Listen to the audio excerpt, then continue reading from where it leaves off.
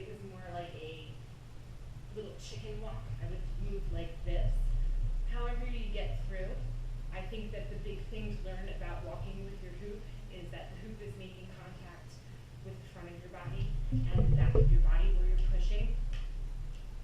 And you just have to keep shimmying with it and learning how to turn. So when you're learning how to turn, you're turning in the direction that your hoop is going. So my current is to the left.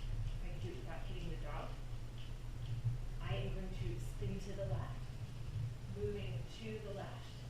And also when I first started doing this, my hoop would fall straight down to the ground. It's normal how everybody starts out. Don't be intimidated. Just keep on trying to move with your hoop.